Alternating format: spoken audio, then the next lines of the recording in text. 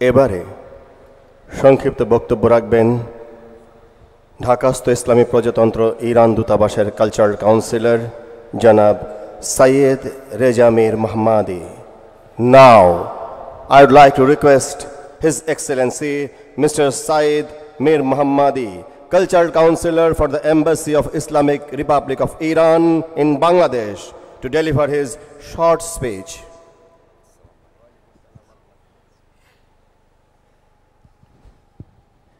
Assalamu alaikum wa rahmatullah wa barakatuh. Bismillahir Rahmanir Rahim wa bihi nasta'in. Inna hazal Qur'an yahdi lillati hiya aqwam. برگزاری این رویداد و برنامه بزرگ قرآنی رو به همه شما عزیزان حاضر در مراسم تبریک عرض می‌کنم. আসসালামু আলাইকুম। আজকের এই মহতী অনুষ্ঠানে আপনাদের সবাইকে অভিনন্দন জানাচ্ছি।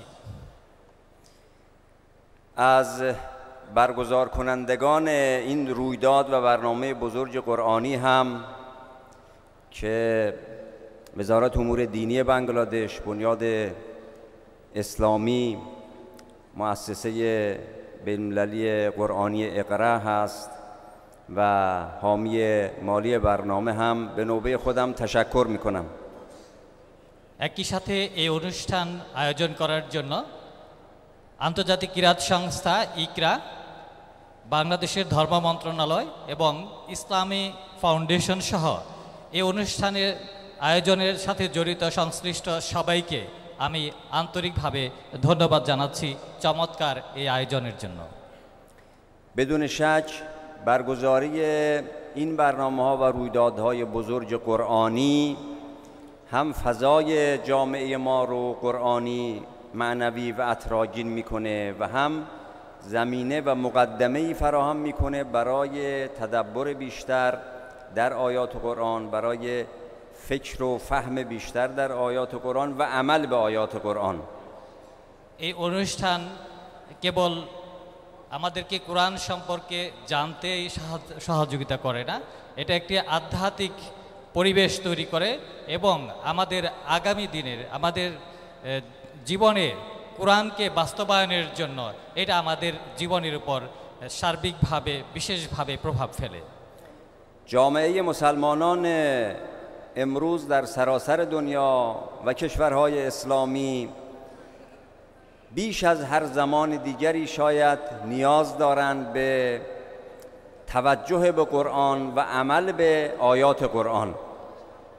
আজকের বর্তমান সময়ে সারা বিশ্বের যে পরিস্থিতি, এই প্রেক্ষাপটে মনে হয় যে সারা বিশ্বের মুসলমানদের জন্য কোরআনের শিক্ষাটাকে আরও ভালোভাবে উপলব্ধি করা আরও আগের চেয়ে, অতীতের চেয়ে আরও বেশি প্রয়োজন হয়ে পড়েছে। قرآن که کتاب هدایت است، خود قرآن هم فرموده همه ما مسلمانان رو دعوت به وحدت، اتحاد و یکپارچگی میکنه. কোরআন হলো মুসলমানদেরকে, কোরআনের যে আয়াত রয়েছে সেখানে বলা হয়েছে বিশ্বের সকল মুসলমানদেরকে ঐক্যবদ্ধ হওয়ার কথা বলা হয়েছে।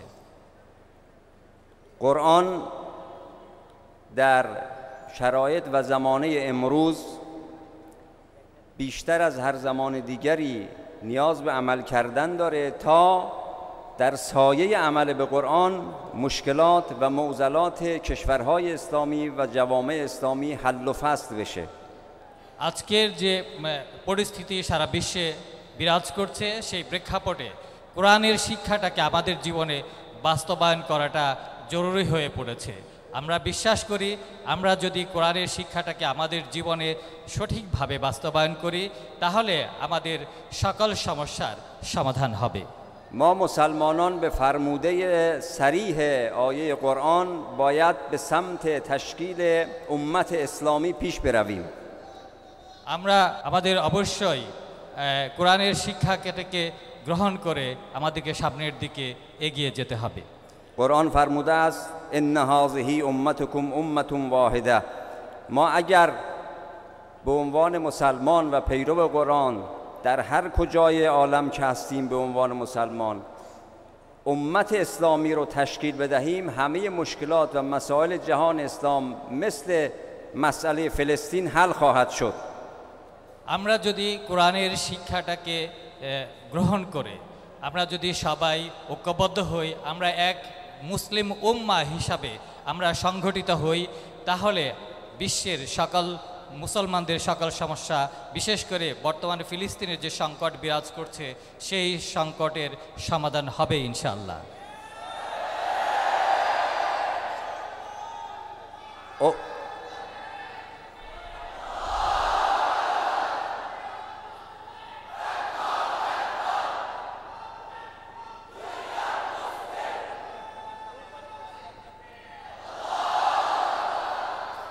و ما امیدوار هستیم که انشالله شرایط به سمتی خواهد رفت که همه مسلمانان یک امت اسلامی تشکیل خواهند داد و انشالله همه دشمنان اسلام مقهور و شکست خورده جامعه اسلامی خواهند شد।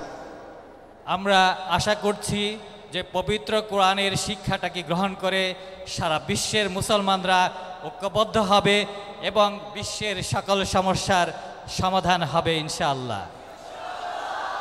به همین مقدار اکتفا میکنم و مجددا تشکر میکنم از عزیزانی که تشریف دارن در اینجا و از صحبتاشون استفاده خواهیم کرد، خصوصا از برادر عزیزم آقای شیخ احمد بن یوسف که خیلی تلاش و زحمت زیادی در برگزاری این برنامه کشیده. سپاسگزارم।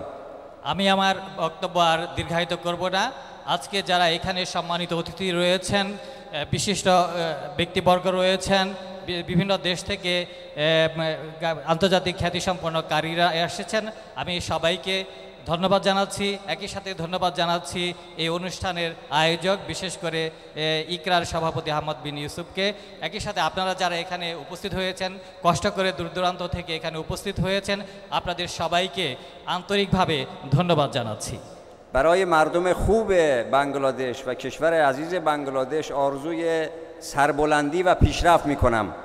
আমি বাংলাদেশের প্রিয় ভাইদেরকে, বাংলাদেশের দেশের ভালো এবং প্রিয় ভাইদেরকে বিশেষভাবে ধন্যবাদ জানাচ্ছি।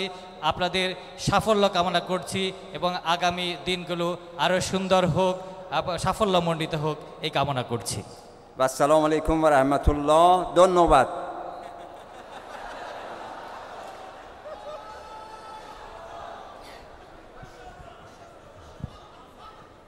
আমরা কোনো বিদেশির মুখে বাংলা ভাষা শুনলে আপ্লুত হই, আর কোরআন আমাদের সকলের অন্তরের ভাষা।